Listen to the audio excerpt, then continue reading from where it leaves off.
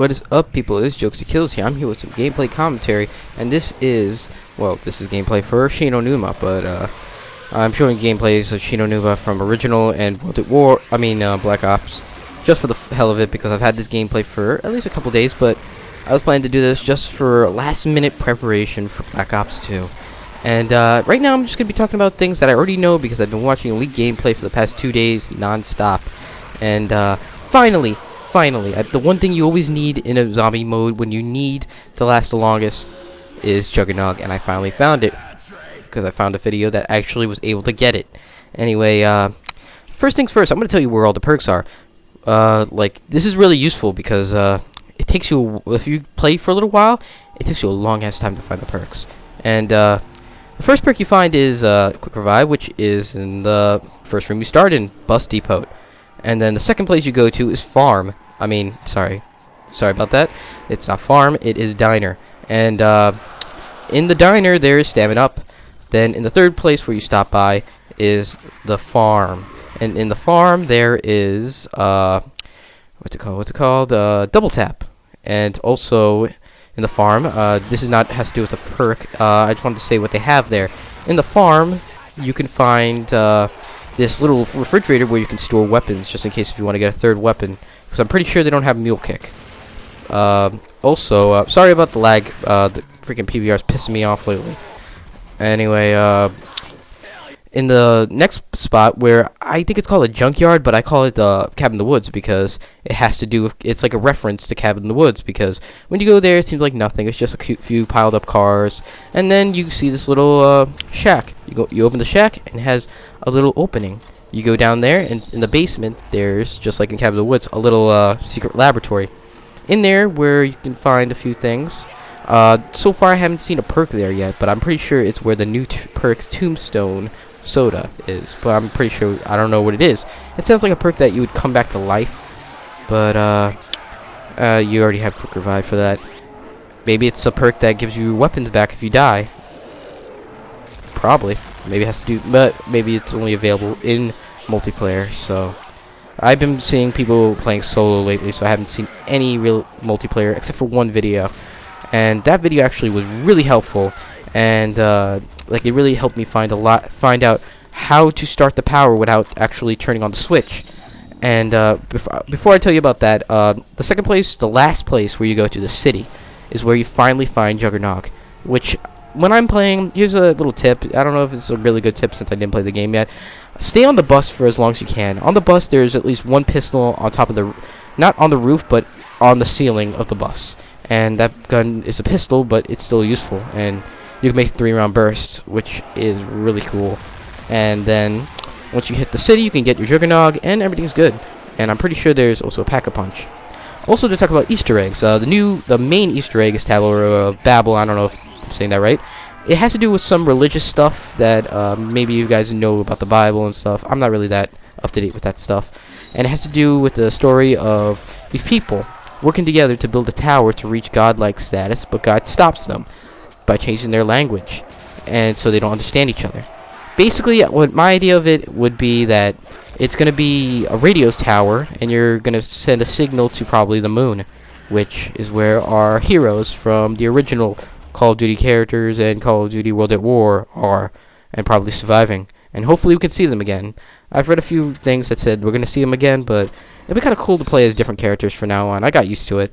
And also, another Easter egg, the usual music Easter egg that you usually see, is they kind of changed it up. It's not rock and roll now. Usually you would hear Elena Ziegman or Avenged Sevenfold, which is in the game, but if you're playing Tranzit, it won't be in Tranzit for Avenged Sevenfold. The song for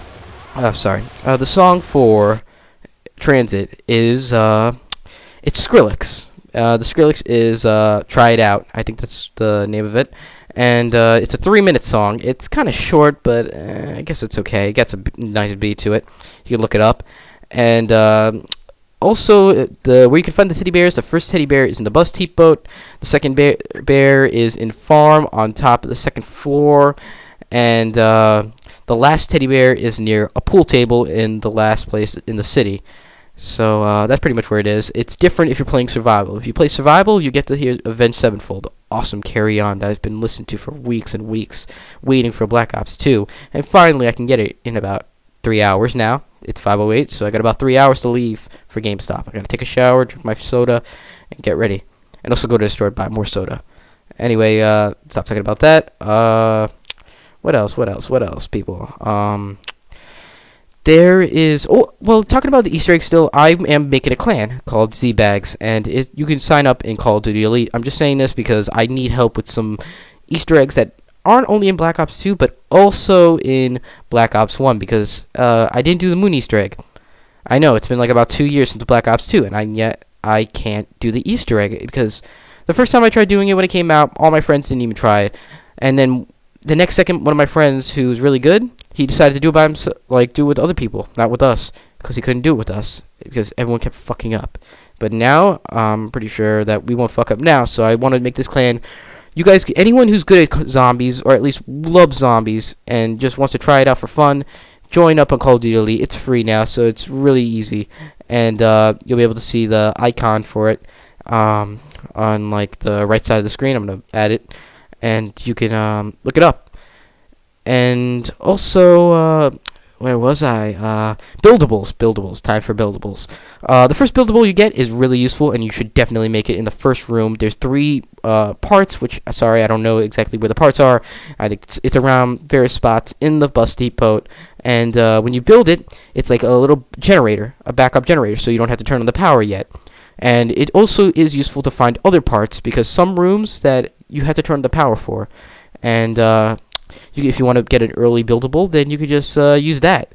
And it's very useful when you're trying to get the achievement or trophies. If you're an achievement hunter or a trophy hunter, you're going to love this, because you're going to be able to get the achievement to get a perk before the power starts. And that is very, very useful. And especially in the second stop, the farm, the diner, there is where you can build the zombie shield.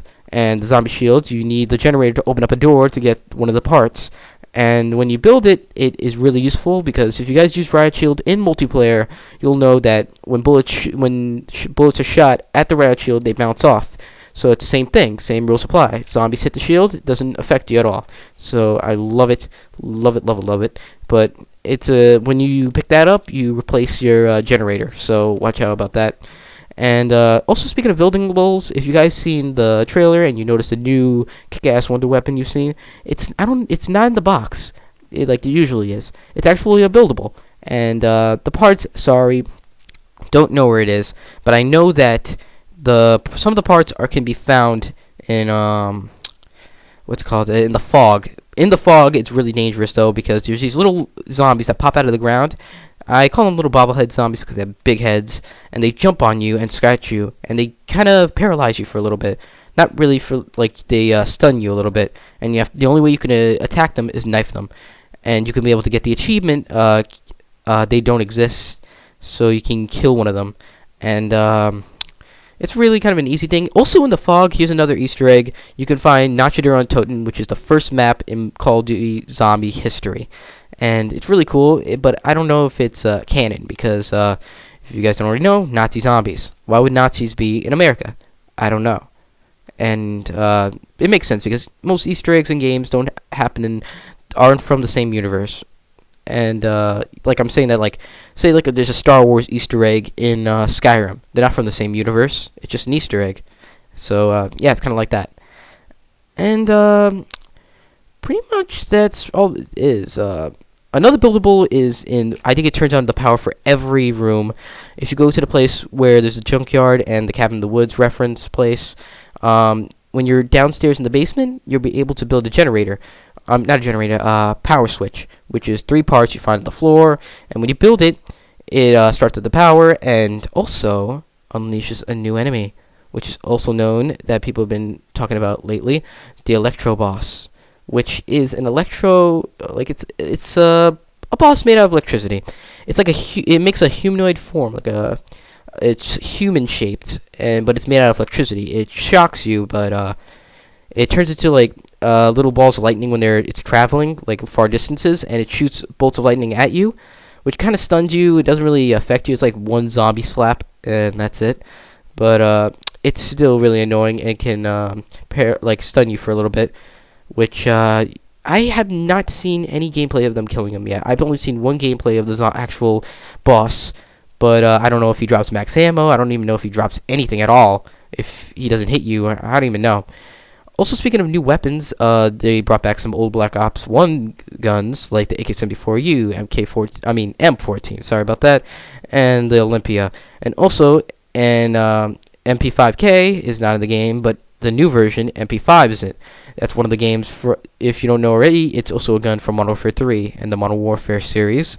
And also, they have some other guns that are really interesting that are from the Modern Warfare series. I like it. It's like if Treyarch and Infinity Ward had a baby. And it's kind of retarded too, because Infinity Ward is one of the baby's mamas. And so like there's also the Barrett 50 cal, which is really really cool. The sound is awesome. I love the new sounds for most of the guns. The pistol sound awesome. Everything looks great. And then also there's the 5.7s, which are the pistols from Modern Warfare 3. And those are the only 3 I really know right now, actually, because there's really not. I didn't see that much gameplay. I was lucky enough to know where fucking Jug is. And also, oh, I forgot to say this, Stamina Up's also in the city. I'm pretty sure it is, because I saw it in, I'm pretty sure I know it's in the game, because I've seen it in, when you play, separate maps. Like, you know, if you play Transit, you can also play each map separate without having to travel. And it's kind of cool. I want to see how, like, one guy also played Nuketown Zombies. Oh yeah, Nuketown Zombies is basically Nuketown. It's the same map, the same lovable map that we know from Black Ops, but it's kind of challenging. In a way, it's a little challenging because it's so small. It's really really small. It's all destroyed. It's like if you guys notice that whenever you beat a match in Nuketown, a nuke drops. It's kind of like that. It's like the aftermath of the nuke. And I think it would have been cooler if they had models, like zombies were player models of, you know, the player models from the factions from multiplayer in Black Ops 2 for Nuketown. It'd be kind of cool. It'd be saying, like, oh, that's what happens when you die in multiplayer. You become a zombie and all this shit or something stupid. I just love what they did. Basically, you play either as CDC, which is one of the teams in Grief, which is basically all they look like. They never make any sounds, instead of, like, little sounds and like, you know, oof sounds, and they wear contamination suits. And the other team is the CIA, which basically wears a blue suit.